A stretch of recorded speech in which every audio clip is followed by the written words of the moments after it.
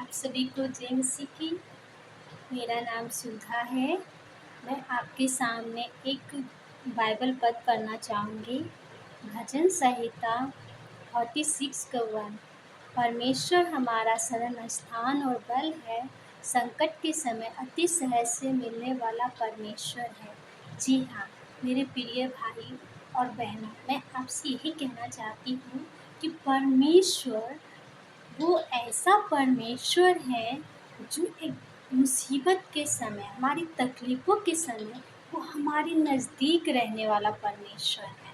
जी हाँ, लेकिन कई बार जब हम निराश होते हैं, जब हम परेशान होते हैं, उस वक़्त हमें कुछ भी समझ में नहीं आता है। लेकिन मेरे प्रिय भाई और बहनों, मैं आपसे यही कहना चाहूँगी कि परमेश्वर जो ये उनके वचन में जो लिखा है कि संकट के समय अति सहज से मिलने वाला परमेश्वर, जी हाँ।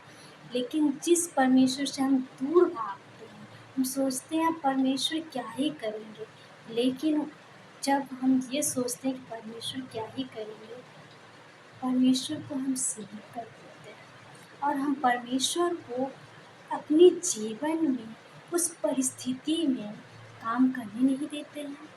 इसीलिए हम स्ट्रगल करते रहते हैं। जब तक हम परमेश्वर को अपने जीवन में हस्तक्षेप करने नहीं देते हैं, तब तक हम स्ट्रगल करते हैं। और जैसे ही हम परमेश्वर को अपने जीवन में काम करने का अधिकार देते हैं, वैसे ही अद्भुत रीति से हमारे जीवनों में वो परेशानी जो हमें काफ़ी समय से झुलाती जाती है, जो काफ़ी समय से हम स्ट्रगल कर रहे होते हैं, यूं ही दूर हो जाती है। ये परमेश्वर का अनुग्रह है, ये परमेश्वर का वादा है। जी हाँ, संकट के समय अति सहज से मिलने वाला परमेश्वर। जी, किसी और के पास हम जाते हैं तो लोग कतराने लगते हैं, लेकिन परमेश्वर कहते हैं टूटे मन वालों के समीप में रहता। जी हाँ, कितनी अच्छी बात है ना। परमेश्वर टूटे मन वालों के समीप रहता है। मेरे प्रिय भाई और बहनों, मैं आज आपसे यही कहना चाहूँगी, यदि आप परेशान हैं, टूटे हुए हैं, दुखी हैं, परमेश्वर से दूर न जाएं, परमेश्वर के पास आएं। परमेश्वर आपका इंतजार कर रहा है कि मेरा बेटा और बेटी एक बार मुझे पुकारे। जी हाँ,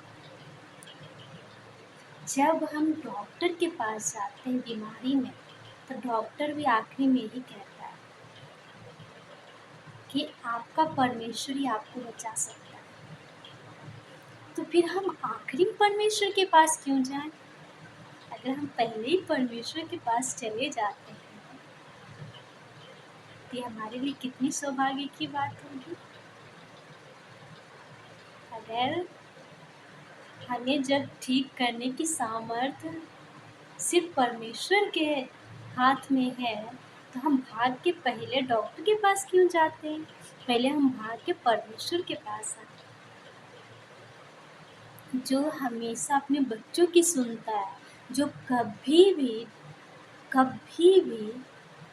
अपने बच्चों को तिरस्कार नहीं करता है। यस, उस परमेश्वर के पास आइए, उस परमेश्वर से प्रार्थना कीजिए, जो संकट में, जो मुसीबत में अति सहज से मिलने वाला परमेश्वर। आई होप ये बातें आपको शांति महसूस कराएं। ये बातें सच में परमेश्वर आपसे बात करें।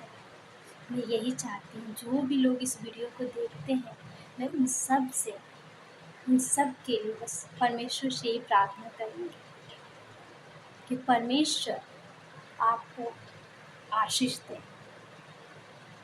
हर परिस्थितियों में आप परमेश्वर को अपने नज़दीक महसूस कर सकें। मैं अगले वीडियो में मिलूँगी अपनी गवाही के साथ। यदि आप इच्छुक हैं